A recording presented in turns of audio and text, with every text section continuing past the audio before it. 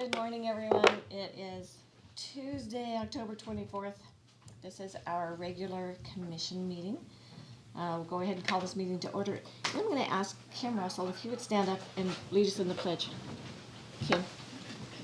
Kim. Kim. Would you lead us in the pledge? You. Here we go. I pledge allegiance to the flag of the United States of America and to the republic for which it stands, one nation, under God, indivisible, with liberty and justice for all. Thank you. That was a great crowd. That was awesome. Thank you all very much. All right, let's move on to item number 3, roll call. Commissioner District 1, Randy Netherland. I'm here. Commissioner District 2, Kevin Schutte. Here. Commissioner District 3, Sharon Trask. I'm here. Moving on to item number 4, correspondence and organizational business. Do we have any correspondence to report? The Washington State Liquor and Cannabis Board sent in the following: cannabis license applications from Amazing Gardens, the Dab Lab, cannabis license approval for Deepwell Farms, liquor license renewal applications from the Allen Market, Hideaway Grill, Quest Agave, Westside Pizza, and Quaquam Vineyard, and cannabis license renewal applications from Synchronic, Two Buds, CM1, and Forefront. And William Harris sent in an application for the Transportation Improvement Program Citizens Advisory Panel. Great, thank you. I just love the name of some of those stores. They're fun. Item 4.2, this is the Mason County Historical Preservation Commission open positions news release. Do we have staff? Oh, yes. Hey. Hey, Luke, go for it. All right, morning, commissioners. Sorry I couldn't be there in person. The Mason County commissioners, or I should say the Mason County Historic Preservation Commission, are seeking applicants to fill 2 positions on the Mason County Historic Preservation Commission. The major responsibility of the Historic Preservation Commission is to identify and actively encourage the conservation of Mason County's historic resources by initiating and maintaining a register of historic places and reviewing proposed changes to registered properties. They also work to raise community awareness of Mason County's historic resources, serve as Mason County's primary resource in matters of history, historic planning, and preservation. Commission members serve 3-year terms and meet monthly during business hours at the county offices in Shelton via Zoom. There's currently open positions and 1 position which will expire in November 2023.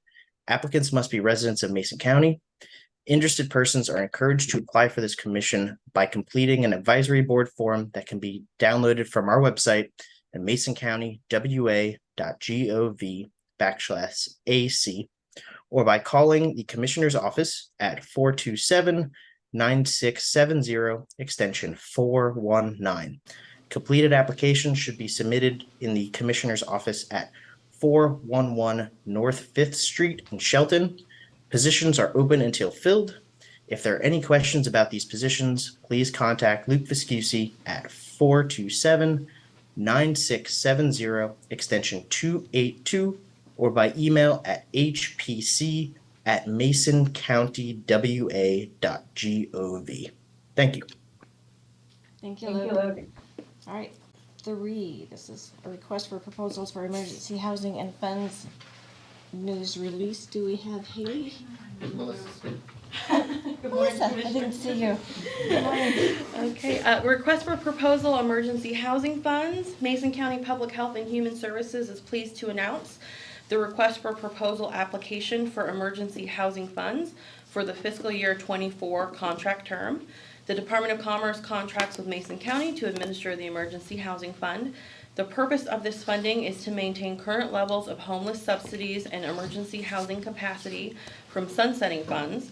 Mason County is releasing an RFP to fund services for Rapid. We have had a program operating in Mason County in February 2023 for the following project types: street outreach, rapid rehousing, or emergency shelters. Part of the federal requirement is to not have been debarred from receiving federal funding. The RFP application materials can be found on the Mason County website under Request for Proposals at masoncountywa.gov. Contact person, Haley Folsch, phone 360-427-9670, extension 704. Email haley@masoncountywa.gov. Thank you. All right, item 4.4, this is Operation Greenlight Proclamation. Mark, could you read that for us? Absolutely. So this is a proclamation supporting Operation Greenlight for veterans, November 6th through November 12th, 2023. Whereas the residents of Mason County have great respect, admiration, and the utmost gratitude for all men and women who selflessly served our country and this community in the armed forces. And whereas the contributions and sacrifices of those who served in the armed forces have been vital in maintaining the freedoms and way of life enjoyed by our citizens. And whereas Mason County seeks to honor individuals who have made countless sacrifices for freedom by placing themselves in harm's way for the good of all.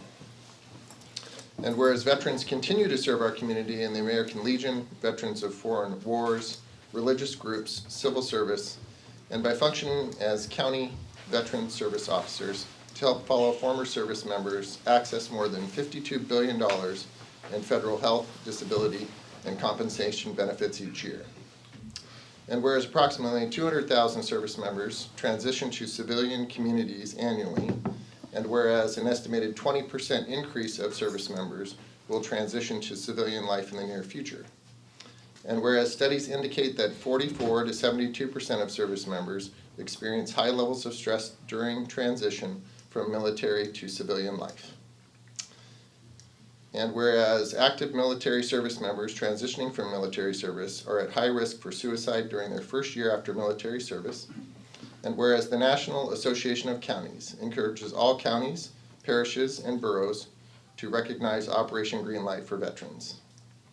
And whereas Mason County appreciates the sacrifices of our United States military personnel and believes specific recognition should be granted. Now therefore be it resolved, with designation as a green light for Veterans County, the Board of Mason County Commissioners hereby declares the month of November a time to salute and honor the service and sacrifices of our men and women in uniform transitioning from active service. And be it further resolved that in observance of Operation Greenlight, the Mason County Board of County Commissioners encourages its citizens in patriotic tradition to recognize the importance of honoring all those who made immeasurable sacrifices to preserve freedom by displaying green lights in a window of their place of business or residence from November 6th through November 12th, 2023.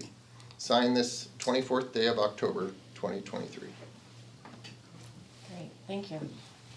Do we have any veterans in the room? Can we ask you guys to stand?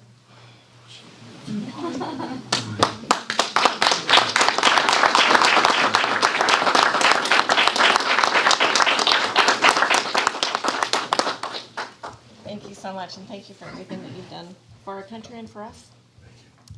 And now, we'll move on to item number 5. This is the time we set aside for citizen input. We have 15-minute total, 3 minutes per person. We ask that you raise your hand, I'll acknowledge you, go to the podium, state your name, where you're from, and then talk to us for 3 minutes. All right, do we have anyone that would like to? Hey Commissioners, my name is Jason Zanuski. I'm a sergeant over at the jail. I'm a day shift sergeant, about our minimum staffing that has went down. When I started in 2006, it took 12 officers to run day shift. 12. We're now down to 3. That means one person's in the control room who can't help at all. At all. They open doors, they can answer phone calls from in, but that leaves 2 people out on the floor to deal with the inmates. I appreciate you guys allowing us to outsource to Nisqually. That's huge, because if they were in our jail, I don't know how we'd function. We have, yesterday, for a great example, I was the only person on the floor. I had the prison come in, I had the CCOs come in, I had attorneys come in for court, I had an inmate that was upset that I had to deal with. I mean, we still have a duty to keep our community safe and our people safe. And as a supervisor, this is a cut. Like Commissioner Netherland said yesterday, we gotta do something different. And I don't know, getting a headhunter is the big thing here, but we need to change. Because all I see is somebody getting hurt. And because we deal with so many mental health people that are still coming off of drugs. Today it's more dangerous than it was 5 years ago. So I'm asking you guys to help us out. We need your support. Anything you guys can do for us. Thank you. Thank you. Anyone else?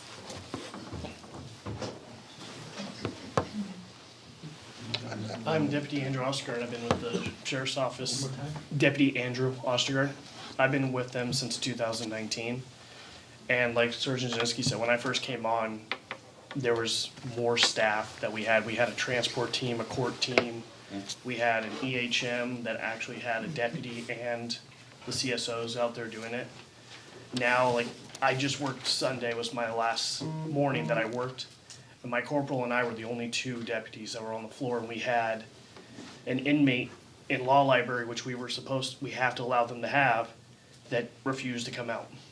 And then only by chance did we have a trooper bringing in a DUI, did we have another body that could assist us. Luckily, it didn't go anywhere, but it's not the first time in the last few months that my corporal and I have been literally the only people trying to diffuse situations all night long, and having really rely on patrol who are also short-staffed and more than likely up in the north end or in the East County or West County, miles away from us.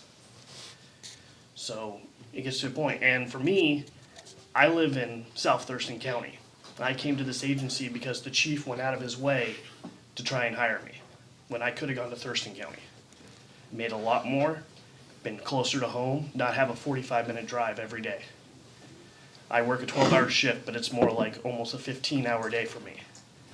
And right now, there's not a lot that's telling me I should stay in Mason County and continue to serve here when I can just go to even Tenino, make more money in a smaller population, and also to see my kids every day. But I'm sticking it out and being here right now.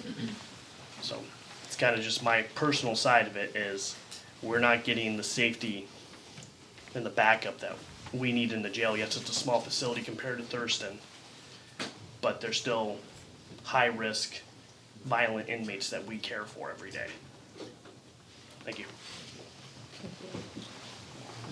Anyone? Good morning, Commissioners. I'm Sergeant Lining from the Mason County Jail. The criminal justice system can fail at multiple levels. I'm happy to say that we have amazing prosecutors, judges that hold people accountable, and proactive law enforcement on the streets. But our jail is experiencing a worsening staffing crisis, and we cannot bring people to jail if we do not have the people to care for them. This sends the wrong message. It invites more criminal activity to the county, knowing they will not go to jail. We want to do our part to serve and protect the community, but we lack the resources. Right now, there are around 3,700 active warrants that are patrolmen in the county, but less than 600 under our current booking restrictions qualify to be brought to jail due to staffing.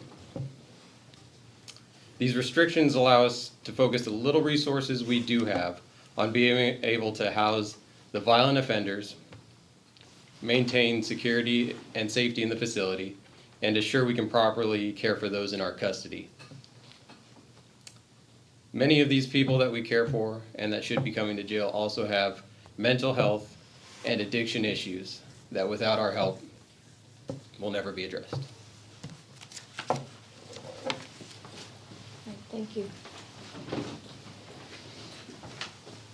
Morning, Commissioners. I'm Officer McQuaid from the Mason County Jail. Board of Commissioners, I'm here today to bring to your attention the critical issue of retention at the Mason County Jail. Over the years, we've been a training ground for many deputies so that they can go through academy and then leave us. They use our facility because we do all the jobs correction deputies, or of correction deputies, instead of being assigned to one job, like at other agencies. This makes a person versatile and look good to other employers. The major reason a lot of our staff have left in the past few years has been due to our compensation package. We have tried over many negotiations to stress the importance of our compensation package to you, the commissioners, and each time you come back with low offers or unwilling to help us. We've informed you that if you did not make changes, that you would be in the exact situation where you do not have staff to run the jail. What we have said has come true, and you still do nothing to make us competitive with our neighbors or make people want to stay here. This means, we currently have at least 2 people that are testing to go other agencies. This means even though we are hiring new staff, we will lose experienced staff just as fast. I can also tell you that you will lose 1 employee for sure within the next. The reason people are leaving is directly linked to you. You are not doing enough to retain people. We are eager to work with you on making a change, but it needs to be made soon before we lose even more. The jail is the foundation of the criminal justice system, and if it fails, you won't have one. Thank you for your time.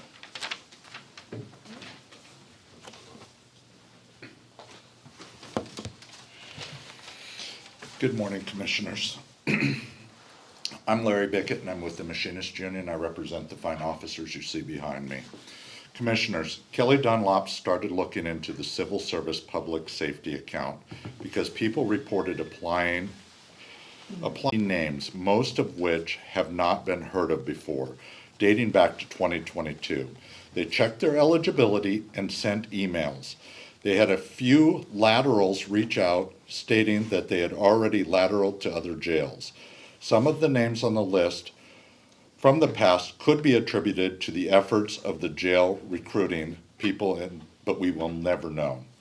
The jail came up with a new process of getting names from the public safety testing, giving them the county documentation, and then doing oral interviews. If passed, they moved on to getting certified. This is not how it's supposed to be done. The process was made because human resources did not take the time to recruit properly, and the jail has had to take matters into their own hands. Some of the previous candidates that did reach back out to us stated they did so because they did not choose us because of pay, and others did not provide a reason. This has led to more candidates than we have seen in years. Even as of yesterday, we had 3 people on the list. Chief Hansen was asked to contact Human Resources to ensure that Human Resources was not contacting people that had already been contacted. The jail is now essentially doing the job of Human Resources and recruiting all at the same time. How much more does this group have to do before they are recognized for the dedication and hard work to this community? Thank you.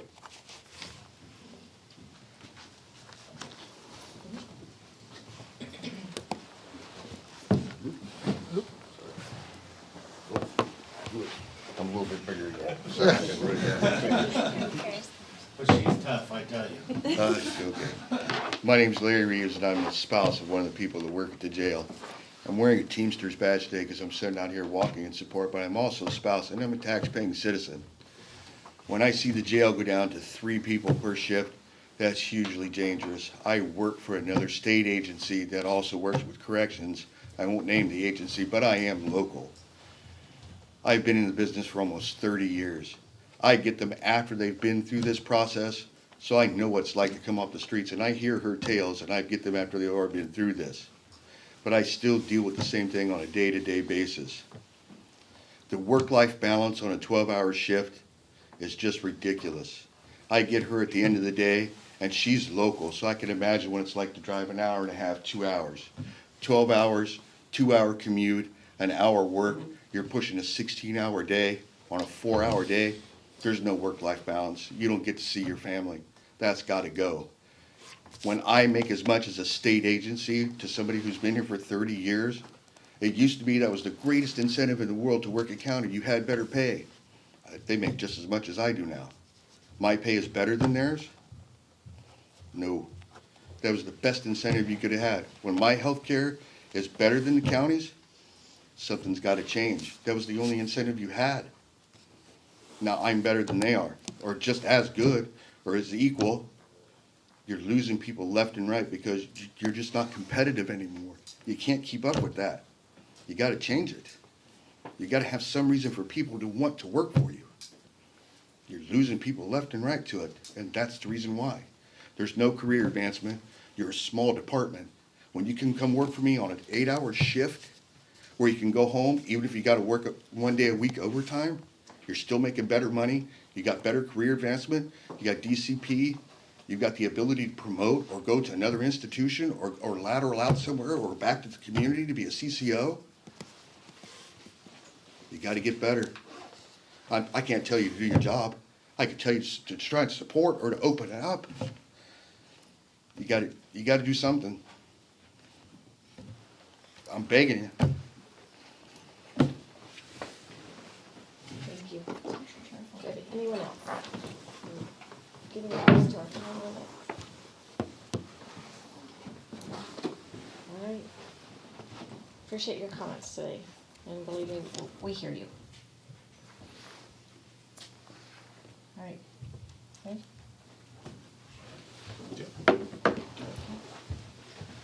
All right. Thank you guys again. Thank you. All right, let's move on to item number 6. Give them a second to clear the room. I'm gonna step out with my officers, commissioners, but I will be around. Great. Thank you. Thank you. Yeah, I have a question, but you said I want to find out more. Absolutely, I'll be back in. This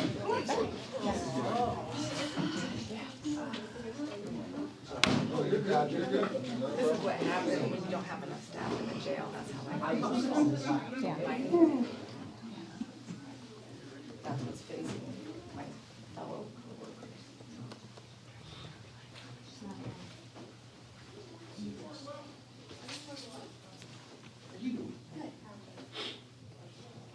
All right. Now let's move on to item number 6, adoption of the agenda. Madam Chair, I move adoption of today's agenda as presented. I'll second. A motion and a second to adopt the agenda as presented. All in favor signify by saying aye. Aye. Any opposed? Motion passes. Moving on to item number 7, approval of minutes. Madam Chair, I move for approval of the minutes of September 11th, September 18th, September 25th, all of 2023, briefing minutes, and September 12th, 2023, regular meeting minutes as presented. Second? Motion and a second to approve the September 11th, September 18th, and September 25th, 2023 briefing minutes, and the September 12th, 2023 regular meeting. Regular minutes. Any discussion? Call for the vote. All in favor signify by saying aye. Aye. Any opposed? Motion passes. All right, let's move on to item number 8, approval of the action agenda. Commissioners will read through the action agenda. Items can be removed for separate discussion and vote. Commissioner Schutte, if you could take 8.1 through 8.5, Commissioner Netherland 8.6 through 8.11, and I'll take 8.12 through 16. Very good, Madam Chair.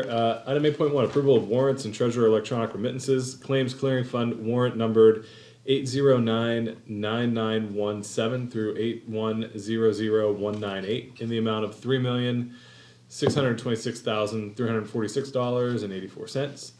Direct deposit fund warrant number is 100476 through 100882 in the amount of $808,796.68. Salary clearing fund warrant numbers 7007661 through 7007697 in the amount of $1,095,587.47. Item 8.2, approval to award funding from the .09 Rural County Sales and Use Tax Fund number 103 to the Economic Development Council in the amount of $99,000 and to Public Works for the Belfair Sewer in the amount of $450,000 each for 2024 and 2025. Item 8.3, approval of the contract renewal with Summit Food Services to provide inmate meal services at $4.24 per meal with an effective date of February 1st, 2023. Item 8.4, approval for Public Works to enter into an agreement with David Evans and Associates Incorporated and Washington State Department of Transportation for county sewer line relocation on State Route 302 for WSDOT's Victor Creek Culvert Replacement Project. And item 8.5, approval of the resolution amending resolution number 2023-009, revising the non-represented salary range table to update classification titles and ranges. Madam Chair, item number 8.6 reads approval of the lead pay request for Tammy Wright, Senior Emergency Management Coordinator, and Thomas Gibbons, Appraiser Analyst from January 1st, 2024 to December 31st, 2024. Item number 8.7, approval of the 2024 take-home vehicle request for Aaron Tesh, Evidence Technician. Item number 8.8, approval of the resolution approving the Comprehensive Economic Development Strategy, the SEDS list, and forming the Pacific Salish Economic Development District, EDD, encompassing Grays Harbor, Mason, Pacific, and Thurston counties. Item number 8.9, approval for Public Works to execute a supplemental agreement to extend the on-call structural, engineering, hydraulic, and cultural services agreement to December 31st, 2024, and to add an additional $15,000 to the cultural service agreement to execute an amendment to extend the hydrological analysis for Lower Uncle John's Creek Culvert and wastewater system design for Public Works facilities agreements in December 31st, 2024, and to procure and execute an agreement for geotechnical services and engineering services for development review as needed for the 2024 through 2026 calendar years from the county MRSC consultant roster with a maximum payout for each agreement not to exceed $200,000. Item number 8.10, approval to set a public hearing for Monday, December 4th, 2023 at 9 a.m. to consider adoption of the 2024 budget for Mason County. Copies of the 2024 budget, preliminary budget, will be available to the public on Monday, November 20th, 2023. Item number 8.11, approval to set a public hearing for Tuesday, November 21st, 2023 at 9:15 a.m. to certify to the county assessor the amount of taxes levied for county purposes and the amount of taxes levied for each taxing district for 2024, an increase to the current expense, and county road property tax levies for 2024 may be considered. Item 8.12, approval of the January 2024 through December 2027 collective bargaining agreement for Mason County Office of the Public Defense and Woodworkers Local Lodge W38IAM. 8.13, approval for the county administrator to enter into an architecture engineering contract with Helix Design Group for the completion of Building 10, District Court, for the estimated cost of $2,125,000. Item 8.14, approval of the letter to the Washington State Department of Commerce in support of adopting a climate element as part of the comprehensive plan periodic update work. Item 8.15, approval to set a public hearing for Tuesday, November 21st, 2023 at 9:15 a.m. to consider the rezone of two parcels within the Allen Urban Growth Area, 12220-50-58009 and 12220-50-58010 from village commercial to multifamily medium density. Item 8.16, approval of the resolution amending the Mason County Personnel Policy to include proposed changes to Section 8.3, new positions, Section 8.15, performance evaluations, Chapter 10, complaint procedures, Chapter 12, equal opportunity employment, and Chapter 18, telework. Commissioners, having read through the action agenda, are there any items you would like to have removed for separate discussion or vote? Not for me. No. All right. Anyone in the room like anything removed for separate discussion or vote? I would like to ask that we remove item 8.14 for discussion. Okay. Anyone in the Zoom room like anything removed for separate discussion or vote? No hands? No hands. Okay. All right. Any discussion? Madam Chair, I move approval of the action item numbers 8.1 through 8.16 with the exception of 8.14. I'll second. All right, we have a motion and a second for adoption of items 8.1 through 8.16 with the exception of item 8.14, which will be removed for separate discussion and vote. Any further discussion? Yeah, just one comment. Just want to point out 8.12, that is a collective bargaining agreement negotiated by Larry with our public defender's office. So appreciate the work on that, so we can work well with our labor unions occasionally, despite what we saw a little bit earlier today. And so glad that we got that one across the finish line and got that one done before the contract actually expired. So probably couldn't have done that without you and your members in the public defender's office. So thank you. Thank you, Kevin. All right, I'm going to go ahead and call for the vote. All in favor signify by saying aye. Aye. Any opposed? Motion passes. All right, let's move on to item 8.14.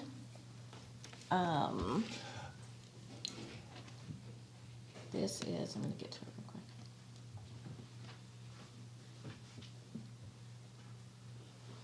And do we have Cal here? Yes, we do. sure Hello, is. Cal.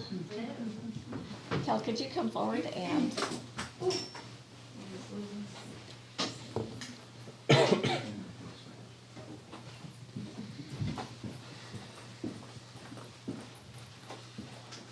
Good morning, Kel Rowan with Mason County Community Development.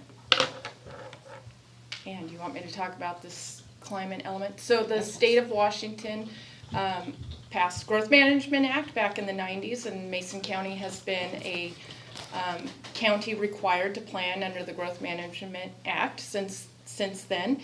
And every year in the legislature, things change, and this year they passed House Bill 1181, which requires some counties planning under growth management to adopt a climate resiliency element within their comprehensive plan. So it's another mandated element of the comp plan. There are mandated elements, and then there are elements that counties can choose to do if they wish to do so. Our county tends to only do the required elements, and so the climate element is another requirement. If we choose not to, we will be out of compliance with the state of Washington, and then we will not be eligible for any grant funding, including federal grants that get a pass-through through the state. So typically that impacts like Public Works Department, and other departments. It doesn't necessarily impact community development because we don't take a lot of grant money, but it typically tends to impact like road dollars and things like that if we're out of compliance in our comprehensive plan. The county, the state did make funds available. So in the past they've had unfunded mandates. This is a funded mandate. And so we don't anticipate that we will spend all the money that they are allocating for the comprehensive plan climate element.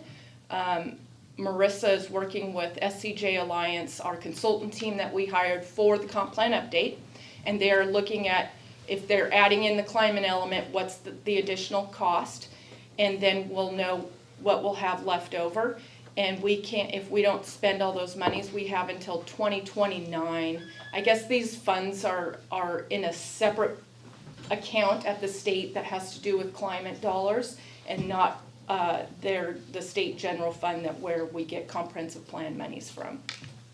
I don't have full details on that, and I don't know that it really matters for our purposes, but we do plan on applying for those funds in order to supplement the comprehensive plan update grant monies that we already received or that we're receiving from the state. All right, commissioners, any questions? No, I thought that was a pretty good synopsis.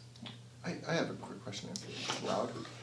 That's an odd thing. Yeah. It depends on what the question is, Neri. Right. Well, maybe I should wait to ask. As I was looking through it, the requirements that I was seeing that were standing out for me was, how do we plan to respond to significant weather events? So it involves our emergency management, it involves our public works. It's really focused on the response side of impact to significant weather events to our communities. Correct. Is that correct? Yeah, like I see it as, you know, we have hazard mitigation planning, so you've got earthquakes, for example, non-weather related event that has an impact. So these monies are just focused on the weather events like flooding, Yep. fires, those sorts of things. And do we have the necessary resources, programs, and plans in order to respond to keep the community safe? So Correct. that's kind of what I read through that summary. Mhm. So just clarification, thank you. Thank you, thank you. That was good. Oh, whew. All right, any questions from the audience for staff? Anyone in the Zoom room have questions for staff? All right, thank you, Ken. Yep. All right, let's open it up for comments. Thanks, Ken. Yep. Anyone in the room have comments for staff or for the commission? So I just want to make Uh, a quick comment. You gotta come up. To the podium, Maybe- state your name. I'm Steve Dunk, I'm your Oh, you auditor. have to do that at the podium. Good morning, I'm Steve Dunkel and I'm your auditor. Hey, just a couple of quick comments. First of all, I think Kel and her team do an amazing job, so this is nothing against you guys, right? Appreciate all that you do. I brought the concern up yesterday, knowing that we had to comply with House Bill 1181. And I just want to make sure we're all going into it eyes wide open, right? And so, yesterday when I expressed my concerns, Commissioner Netherland properly raised the caution that my commentary was probably better suited for a public hearing. And he's right. Thank you, Randy. And as we go forward, I just want to make sure that we have a chance to really understand what the provisions of the grant are, right? What we're signing up for. And as we plan to spend money against that grant or take money, that the people have a chance to have visibility on it. So I just want us, again, to go into it eyes wide open. And again, the concern that I brought up yesterday is because the whole climate topic, so politically charged. We've seen it in the past where it's been used to raise taxes and take away personal freedom. And that's what I want us all to protect against. So that's my comments. Thank you. Thanks, Steve. All right. Anyone else? No? Anyone in the Zoom room? All right. Commissioners? Do you want to make a motion, or do we want a motion first, or? Motion and then discussion? Yeah. Okay. Madam Chair, I move for approval of the letter to Washington State Department of Commerce in support of adopting the climate elements as part of the comprehensive plan periodic update. Second? We have a motion and a second for approval of the letter to the Washington State Department of Commerce in support of adopting a climate element as part of the comprehensive plan periodic update work. Discussion. Yeah, I have a couple of comments. First off, appreciate that Kel and her staff are reviewing this and figuring out the best way to move forward with consultants on this work. We spend a lot of time and effort sending Commissioner Trask to Olympia every session to complain about unfunded mandates.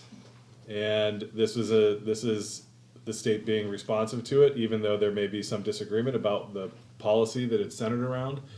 We appreciate that the legislature was responsive and saying, we are mandating you to do this work and we'll give you some money to figure it out.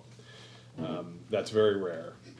The other comment that I have about this in particular is there is already a set of hidden taxes on our constituents that live in floodplains, that live in areas that are susceptible to weather disasters, natural disasters. I think about all of my constituents who live along the canal or in the Skokomish Valley, who year in and year out have to deal with the ramifications of floods and all of the consequences that those bring. We don't have to go too far into the Wayback Machine. last December and January, when we had king tides and a significant rain event, homes were inundated with water. There's a huge environmental consequence to that, whether you agree with climate change or not, whether you agree with the science or not.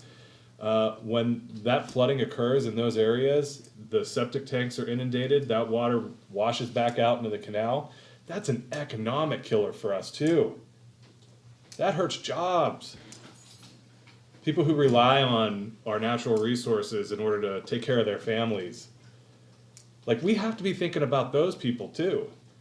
So there is already a hidden tax on people who live in those areas, including what they have to pay in their insurance rates, if they can get it. So we do, whether we agree with the science or not, whether we think politically charged climate change or not, whatever, we have an obligation to those people in our community to plan for this, to be proactive about these issues, so that they have an opportunity to protect their property, so that we can go help them get other funding sources, grants out there on the emergency management side. So we work with our utility partners about relocating utilities that are in critical and sensitive areas. And so that they could use the opportunity to go get federal funding to do that, so that doesn't put an additional tax burden or a ratepayer burden on people in this community. And so I appreciate the caution, but my constituents who face flooding every single year, this is for them. And so I'm excited for us to go down this path, and I'm really pleased that the state has given us the money to do it. So, there I go, not politically correct again. I'm a Second Amendment guy. And I bring that forward because the word gun has a meaning to different people and brings about different emotional responses. I see it as something to protect my family. Others see it as something to attack their family. It all depends on what you actually do with the tool. The word climate has the same connotation, the same problem. Climate and climate change does not necessarily equate to bad things, or does not equate to a government takeover or an abuse of power. It does happen, things have been happening. How it's caused, whatever, that's a whole different type of argument. But in this particular situation, it is the discussion of climate changes and the things that occur because of it, and how do we protect our constituents with it, regardless of how you feel it's created or not. That's a different thing. And I want to point out that the county's different than most. It'd be nice if we could go and have political beliefs and just let our political beliefs roll, but the county is not like a city. We're not a municipal corporation. We don't have all these different rights that we can do as a corporation. We, at the county, are actually the arm of the state. People forget that part, but that is the reality of who we are.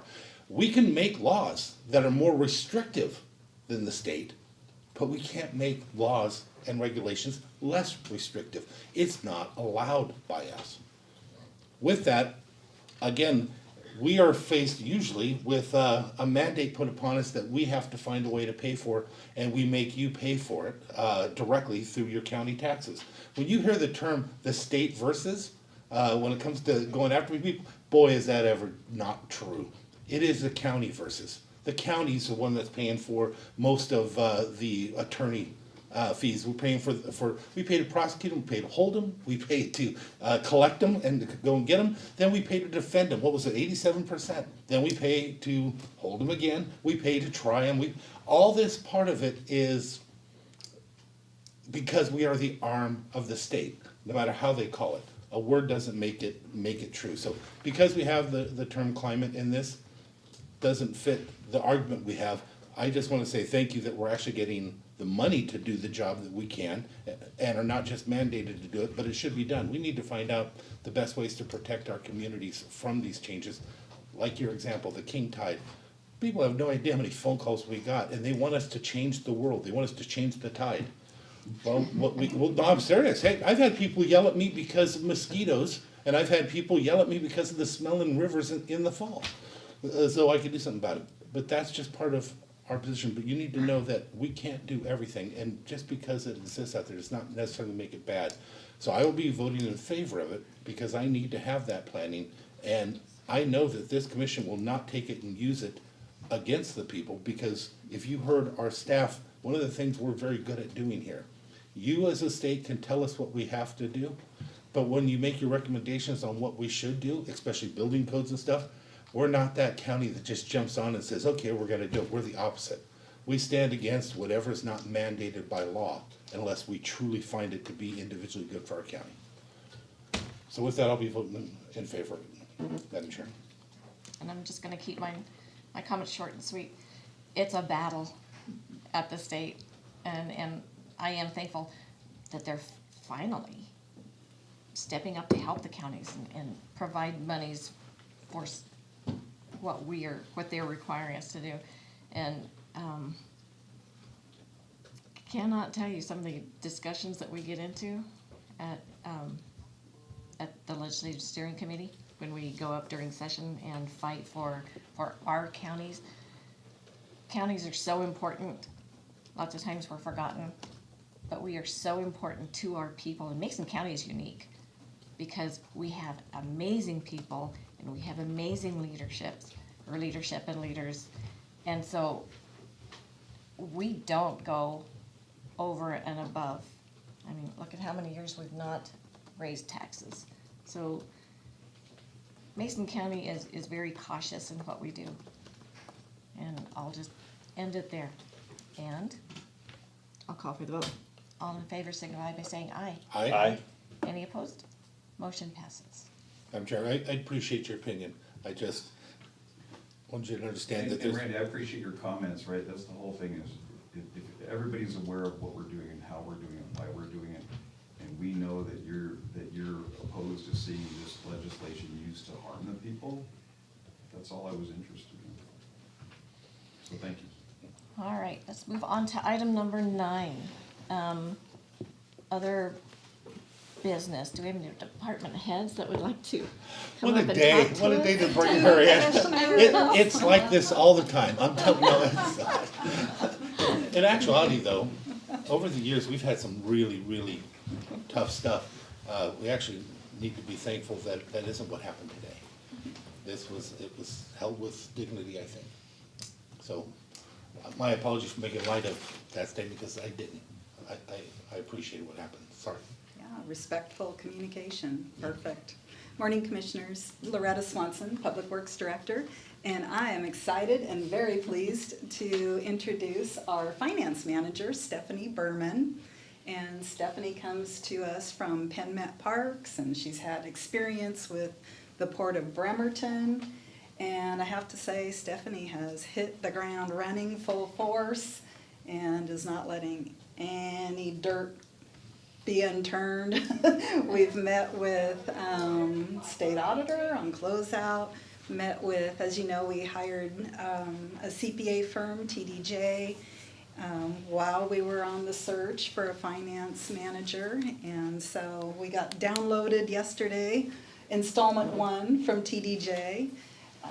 Met our great finance team downtown and off and running, and I could not be more pleased.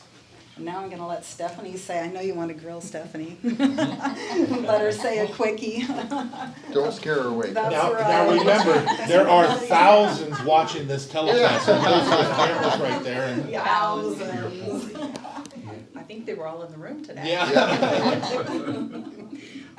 Hi, Commissioners. I'm Stephanie Berman. I appreciate the opportunity to work within my community. I grew up here, went to North Mason, and moved back to Mason County just a couple of years ago. So I appreciate the opportunity to work I'd with like for Mason more County. already. I'm North Mason, sorry guys. But, no. Do you have any questions for me? Just very happy to have you as part of the team, and Thank this you. has been a position that we've been trying to fill for a long time, and obviously we held it just for you. Yeah. So we're just really excited and ready to support you in whatever you need. Perfect. I appreciate all the great, the warm welcomes. I've really I- had a lot of great warm welcomes. I just want to say welcome home. Oh, thank you. I'm so glad you're here. Thank you, Commissioners. Thank you. He wasn't that bad. No. That was just the beginning. Yeah. All right, do we have any other department heads or electeds that would like to?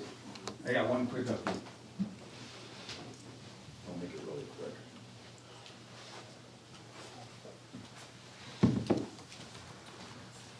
Hey, good morning, Commissioners. Steve again, your auditor. Some time ago, I briefed you all on a VoteWA data sharing agreement that we were preparing to enter into with the Office of Secretary of State. And following that briefing, I signed the agreement, sent it off to the Secretary of State's office, and we received it back signed by Stuart Holmes, Director of Elections, so we have that contract in place. Just thought you ought to know. Thank you. Chair?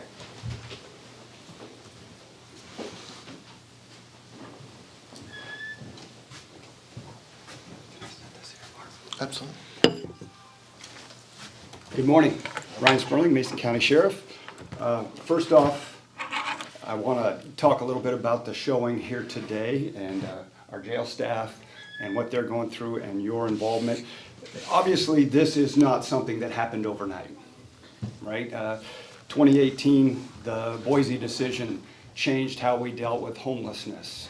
That had an impact on us. 2020, COVID, defund the police, so much so that they were taking school resource officers out of schools because all cops were killers, and took Paw Patrol cartoon that my grandkids love off of television because we're no longer heroes, we're no longer servants. Communities no longer revered to the same way they did in the past, and some of it was warranted because of the actions that we saw on television. The Summer of Love in Seattle, all the different things that are going on have contributed to what we're seeing in the jail now. This didn't happen overnight. And it's not going to be solved overnight. One thing I want to make sure that you know and you hear already, as a result of you approving outsourcing, we've already spent $27,000, but it's made a huge difference. I've gone to both my day shifts. I've talked to both of the supervisors on the day shifts, every single one of the deputies, and it has taken a tremendous amount of pressure off of them. So thank you so much. I know you've been aware of it, you've been working very hard with it, and that's a big thing. That's a step that was taken immediately to deal with some of the crisis that we have. We're not the only jail dealing with this. This is across the state. Mark and I were just at the Washington County Risk Pools Symposium this last week, and you were at the Risk Pool Symposium last year. This is not a new thing. Jails are struggling to get employees in there. It's part of our society, but things are turning around for some. The issue is that we're fighting. For example, Thurston County has, last I heard, 27 openings, somewhere around that area as far as their openings in their jail. We have many openings in our jail, and there may be 5, 10 qualified people that are interested in coming between, but we're fighting over those same people just to try to get somebody hired in. And as of right now, we just heard from the symposium from the Criminal Justice Training Center, it's a 14-month wait to get a new hire, which we just hired somebody last week. It's going to be 14 months before he goes through the Corrections Academy and becomes a certified corrections officer. So there's not a quick solution on this. I want to, first of all, recognize the dedication of our people in there. They've been working tremendous hours. When I went in and said, hey, how has outsourcing helped? One of the deputies says, I was supposed to work 2 16-hour shifts today and tomorrow. And I don't have to work a 16-hour shift now. And I'm exhausted anyway, so I'm really glad I get to go home and go to sleep. So that has made a big difference. Thank you. And their dedication, they have been taking it on the chin for a while. It could be that they go somewhere else, but they haven't, because they're dedicated to our community. They're dedicated to our citizens and even the people that they take care of in the jail, and I appreciate everything that they do. I just want to encourage all of us to remember this is a big problem. It's all over the state. We're going to resolve it together and encourage everybody to continue to work together, because if we fight against each other only, that's not going to benefit our citizens. So just want to encourage that. I'm committed to it. That's one of our mandates, is to make sure we have a jail and that we staff it. Obviously, it's your mandate for the facility part of it, or building jails, all of that, and we've already asked the state and they've given us over $1 million to do planning and research on co-locating, which is a big deal. A campus that has substance abuse, mental health, and a jail all in one spot so that we could drive in, have a doctor or somebody evaluate them and send them to the right location. Because right now our jailers do all of that. They do the substance abuse stuff because by default, they do the mental health by default, and we know that our system is not functioning the way that the state needs it, and we're working towards those goals. It's just that, as Commissioner Schutte has said many times, government takes time. Good government takes a little longer to make sure you're not doing it improperly or making mistakes that impact our citizens in a negative way. We are moving forward. Thank you for your support. Thank you for the union working with us, for moving forward. And I believe we can come to a resolution, but it's not going to happen overnight. This is a long road. We've got a lot of things to overcome, and I appreciate everybody's support. Thank you, Sean. Do we have anyone else that would like to say anything? Any department heads? You're later. All right. Let's move on down to our hearing. We do have a hearing today. This is a public hearing to consider the surplus and sale of parcel number 12220-50-58012. Diane? Good morning, Diane Zorn, Central Services Manager. So a realtor, Robert Cook, reached out to our office on behalf of his clients, John and Kim Rice, who own adjacent property to this parcel. It's a tiny piece out in Allen that was actually vacated back in 1925 apparently, but it was not included in the order. So we asked our legal to look at it. Tim Whitehead recommended we surplus and sell. We reached out to our realtor, Richard Beckman, for a market analysis, who said he values it at about $800 and it only has value to the adjacent landowner.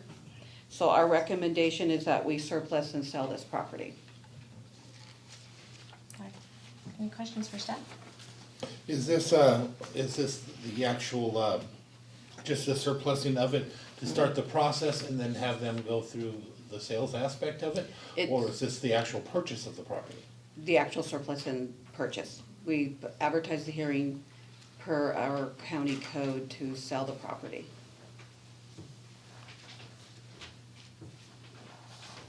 Because usually we go through a different process. We surplus it first, then we. And in this one, we combined it.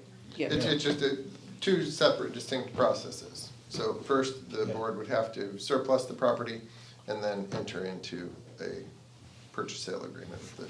And that's what I'm making sure. So this is just a surplusing of the property at the moment. We don't have a purchase and sale agreement or anything that we're signing with this. We don't have that, no. Because the public still has to have the right to be able to make an offer on that property too. So that's why I say it's one thing to surplus it, it's another to sell it. And I have no issue with surplusing the property. We asked the questions, we have no future use for it at the county. I just wanna make sure that we're not selling it without an actual purchase and sale, that we're looking over, gone over, and the public having an opportunity to Okay, bid. so you'd like us to set another hearing for the actual sale then? Okay. I think we should. I don't know of any other time where we've ever done it any other way since I've been here. Okay. So from a process perspective, would we then still take action today to surplus it? Yes. Can we separate the motions and that, or, because the recommended motion a combined surplus and sale, and so we would just be making a motion then to surplus and then. We'll bring forward a request to set a hearing for the actual sale, which we're recommending the price would be the $800 that the broker's recommending plus our broker fee and then the recording costs. So it's around $1,500–1,600. And I have no problem with setting a price at that either. That I'm good with that too. It's just, we don't even have a purchase and sale in front of us. How do we sell a piece of property that we don't have purchase and sale or anything else legally? Okay. All right. Any further questions for staff? For Diane? Anyone in the Zoom room have questions? All right. Further discussion or a motion? Oh wait, we have to do testimony. Yeah. Oh, let's hold on to that process. Do we have anyone in the room that would like to testify? in the hearing? I thought you were raising your hand, Jason. No. All right. Anyone in the Zoom room like to testify? All right, now let's move on. Madam Chair, I move approval of the resolution declaring parcel number 12220-50-58012 as surplus property. I'll second. All right, we have a motion and a second to consider the surplus of parcel number 12220-50-58012. Any further discussion? All right, I'll call for the vote. All in favor signify by saying aye. Aye. Any opposed? Motion passes. Thank you. So you'll come back to us to schedule a hearing. We'll use this When to we have set the them. price, we'll have our broker put it on the market, and then accept the purchase and sell offer is what we should do.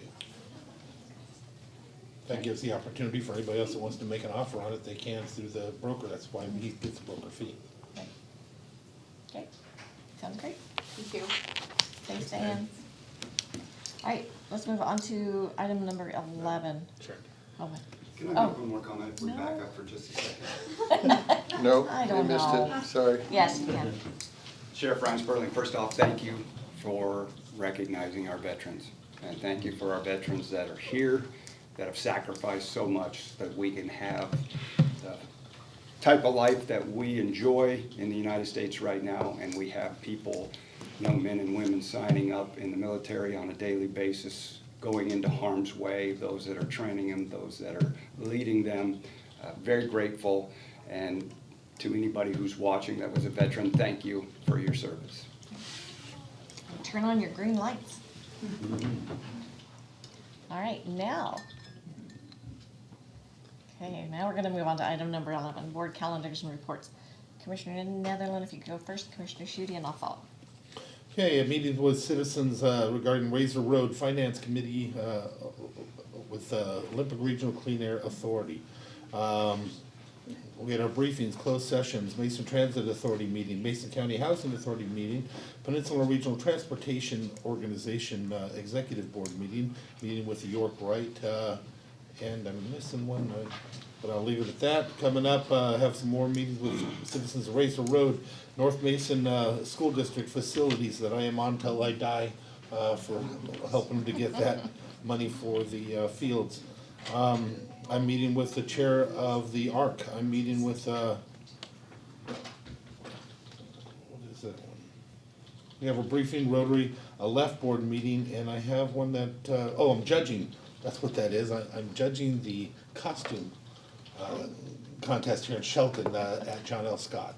I was contacted to do that, so I don't know if there'll be other judges, so I need to do that, okay. Nope, but that's fun. All right, Commissioner Schutte? Yeah, thanks, Madam Chair. Looking ahead, this week have a special meeting of the MACECOM Board, as well as Ecosystem Coordination Board with the Puget Sound Partnership, MACECOM Supervisor meeting,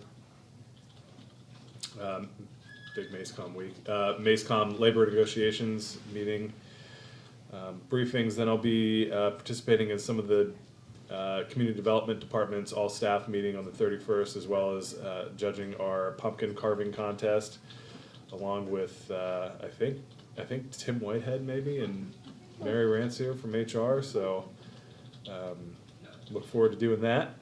Have a special meeting of the Housing Behavioral Health Advisory Board, ribbon cutting with Mason PUD 1 and Hood Canal Communications.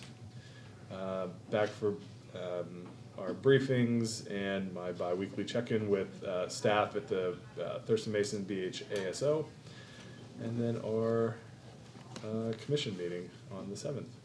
And I did also just want to recognize just the comments that were made earlier today.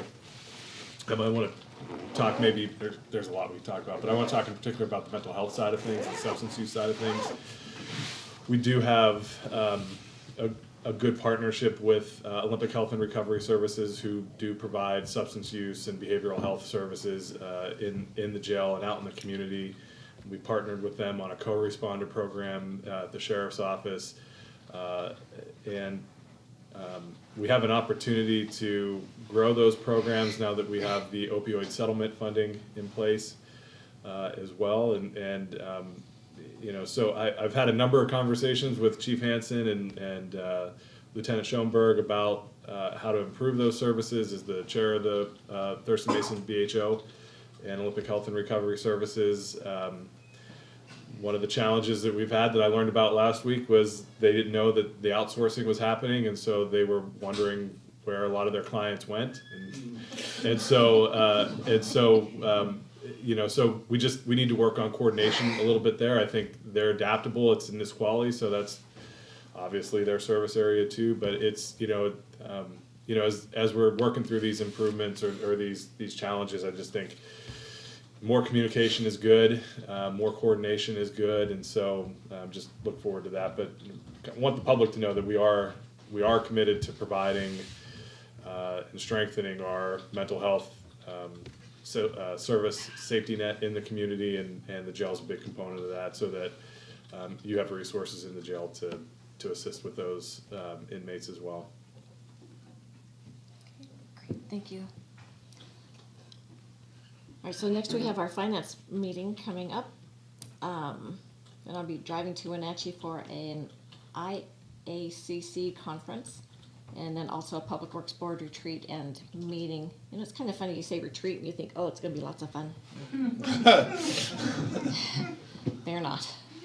I mean, they're fun, but wow. And let's see, the Turning Point Board meeting. I want to wish Diane a happy birthday this weekend. She's not in here. She left conveniently. I will be entering a pumpkin into that competition. I don't want to hear any more about it. Plausible deniability. That's right. Wow. Wow. I think we Well, have I want to judge fairly and accurately. Okay. All right. Fine. See how you are. All right. Then we have our briefing on Monday. Wasac Virtual Assembly. Halloween is on the 31st. I expect everyone to dress up. Not as cops. I have my AAA Area Agency on Aging Advisory Council meeting, Public Works Board Executive Committee meeting, Wasac Federal Issues meeting, and then I'm doing a TSA pre-check, which is pretty cool. Martha Reed Annual Chowder and Chili Cook-Off. No, it's just a chowder cook-off. Is Saturday the 4th. But they're always fun, and the chowder is just amazing. Man, I don't know how we have so many good cooks here, but we do. Then we're back for briefing on Monday, budget talk, and then we're back for our commission meeting. And I just want to say, we're working on so many things, and together we can accomplish great things. So please, let's stay in touch, let's communicate, and I'm sure that there's lots of things that the state forces us to do, but together we can make it work. I'm sure of that. I was gonna say costumes, sheriffs change over the years. Many years ago, we had a sheriff that at 35, he still could do 21 Jump Street. He used to come by my house, he drove a Charger, and he was 35 years old, he looked like he was 12, and that was Sheriff Weibark. He just looked like a kid all his career. When he became sheriff, the first thing I thought was they hired the kid. That was a long time ago.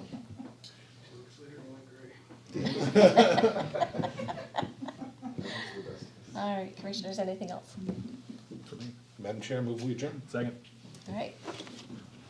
We're adjourned. A few minutes for that meeting.